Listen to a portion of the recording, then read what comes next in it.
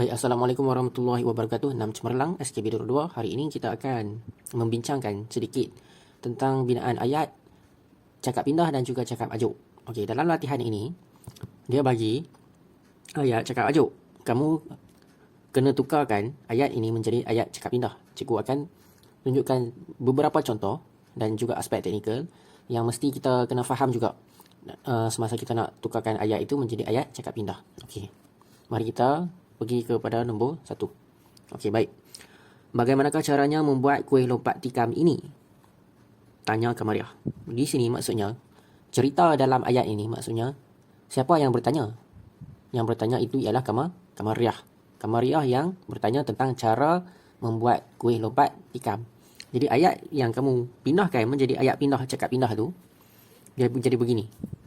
Kamariah bertanya tentang cara membuat kuih lompat tikam. Dia mesti ada perkataan tentang itu. Tentang cara. Sebab kamu kena tengok di sini dia ada perkataan kata tanya bagaimanakah. Kalau bagaimanakah ini kamu mesti ingat dia bertanya tentang keterangan cara. Okey, jelas dekat itu nombor 1. Okey, baik, untuk nombor 2 pula kita tengok Adam hantar nasi lemak ini ke warung Pak Cik Hamzah, kata ibu.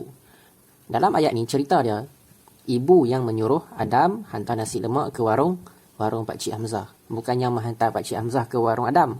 Kena faham watak yang ada dalam ayat itu. Kena faham juga, kita kena tengok juga ada berapa orang yang disebutkan dalam ayat itu. Jadi kita tukarkan ayat itu kepada cakap pindah, dia menjadi begini. Ibu menyuruh Adam menghantar nasi lemak ke warung Pak Cik Hamzah. Okey, di sini cikgu guna perkataan menyuruh. Ada beberapa perkataan lain yang sama maksud dengan perkataan menyuruh. Contohnya meminta. Kamu boleh juga guna perkataan meminta. Menyuruh, meminta tu lebih kurang samalah. Jadi ayat itu mesti jelas begini. Dan dia mesti tersusun begini. Inilah yang kita katakan sebagai ayat cakap pindah. Okey, kemudian nombor 3. Dia kata, mari kita berlomba. Ajak sang Arnab kepada sang kura-kura. Jadi dalam cerita nombor 3 ni, siapa yang ajak siapa? Sang kura-kura ke sang Arnab yang ajak berlomba? Okey, jadi di sini kita dapat faham bahawa sang Arnab yang mengajak sang kura-kura pergi ke mana? Pergi berlomba. Jadi kita tukarkan ayat itu. Jadi macam ni. Sekejap, cikgu nak tulis. Dah siap. Di situ cikgu tulis sang Arnab mengajak sang kura-kura berlomba. Okey, baik. Cikgu gariskan juga di sini perkataan ajak. Kita kena tukarkan dia menjadi mengajak. Okey, baik. Sekarang kita nak tengok nombor 4 pula. Okey, baik. Untuk nombor 4. Aduh, bisanya sengatan lebah rintih Pak Cik Jamal. Okey. Jadi di sini ada perkataan yang kita kena kenal pasti. Maksudnya ialah rintih. Rintih ni ialah lebih kurang mengadu. Okey. Jadi kita tukarkan ayat itu menjadi ayat cakap pindah. Dia begini. Jadi yang pertama sekali itu kita kenal pasti.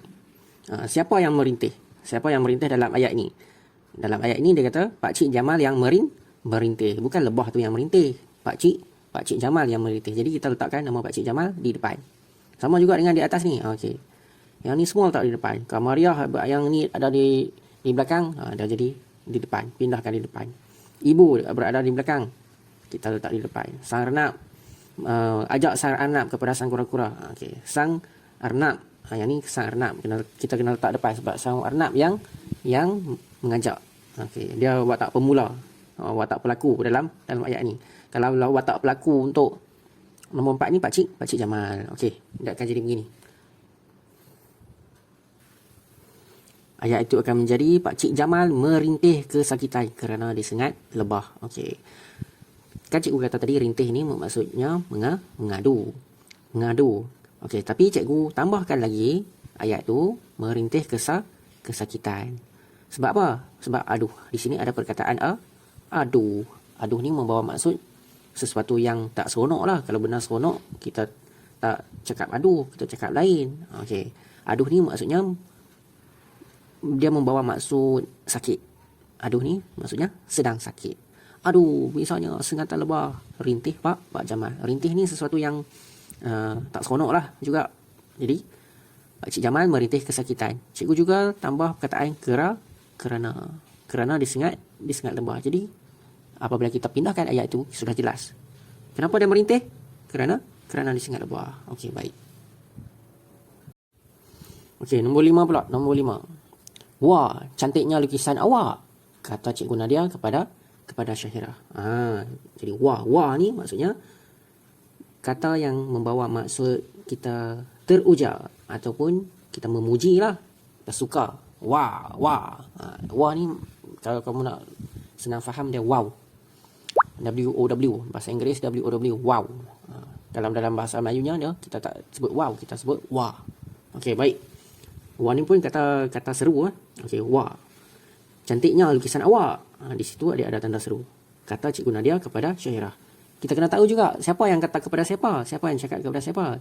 Cikgu Nadia yang bercakap kepada Syahira. Jadi dalam ayat ni Cikgu Nadia memuji lukisan Syahira yang sangat cantik. Kita tulis ayat tu sekarang. Okey, cikgu dah tulis lah. Jawapannya, Cikgu Nadia memuji lukisan Syahira yang sangat cantik. Nak tambah itu pun boleh di ujung ni. Kalau kamu nak tambah perkataan itu pun boleh. Yang sangat cantik itu. Okey, pun boleh, tak ada masalah. Jarakkan sikit nanti. Tu dekat sangat tu. Dah kena jauhkan sikit. Tadi dekat sangat cikgu tulis. Baik, seterusnya nombor 6. Jangan lupa sebelum keluar rumah, tutup semua suis lampu. Mak Teh Elijah mengingatkan anaknya. Jadi jawapannya kita tukar menjadi ayat cakap pindah ialah Mak Teh Elijah mengingatkan anaknya supaya jangan lupa tutup semua suis lampu sebelum keluar rumah. Okey, baik, di sini cikgu nak ingatkan perkataan mengingatkan. Kadang-kadang murid selalu tersilap ejaan bacaan ini, mengingatkan. Jangan lupa. Ini ejaan yang betul. Okey, baik. Lagi satu Swiss. S-U-I-S bukannya S-U-I-Z. Swiss. S-U-I-S. Okey, seterusnya nombor 7. Kita nak perincikan nombor 7. Okey, Datuk tiba di KLIA pukul berapa? Tanya Alif. Siapa yang tanya kepada siapa? Alif yang bertanya kepada Datuk. Jadi kalau kita tengok di sini, dia ada keterangan tentang bila. Maksudnya pukul berapa ni dia tanya bila Datuk tiba di KLIA, Kuala Lumpur International Airport. Okey, jadi jawapannya begini. Jawapannya jadi begitu.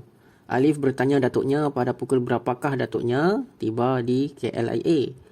Itu jawapan yang kita terimalah. Ataupun kamu nak tukar yang macam lain sikit.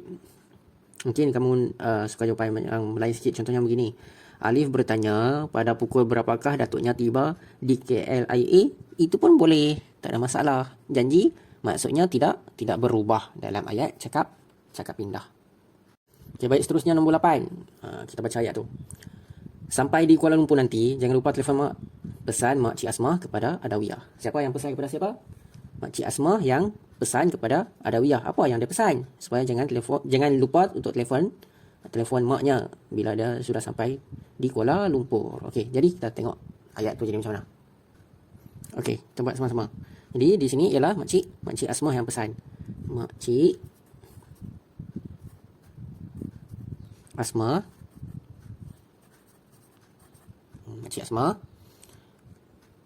Asmah berpesan kepada Adawiyah. Berpesan kepada Adawiyah. Di sini cikgu nak ingatkan juga kepada kamu supaya kalau di sini namanya ejaan Adawiyah begini, kamu jangan suka-suka nak tukar jadi perkataan Adawiyah ejaannya yang tak sama. Lagi satu, kata nama khas dan kata nama am, yang mana kena huruf besar, yang mana kena huruf kecil tu kena jagalah. Contohnya Mak Cik Asmah ni kata nama khas. Adawiyah ni adalah kata nama khas. Jadi mesti ditulis huruf besar. Okey, baik, kita terus tulis. Mak Cik Asmah berpesan kepada Adawiyah supaya, apa yang dia pesan? Supaya jangan lupa apa? Supaya jangan lupa meneleponnya setelah sampai di Kuala Lumpur. Okey. Baik, untuk perkataan setelah ni pun kamu boleh juga tukar menjadi apabila. Nak guna apabila pun boleh. Apabila. Nak tukar apabila pun boleh. Jadi ayat penuhnya dia jadi begini. Makcik Asmah berpesan kepada Adawiyah supaya jangan lupa menelefonnya setelah sampai di Kuala Lumpur ataupun apabila sampai di Kuala Lumpur. Okey.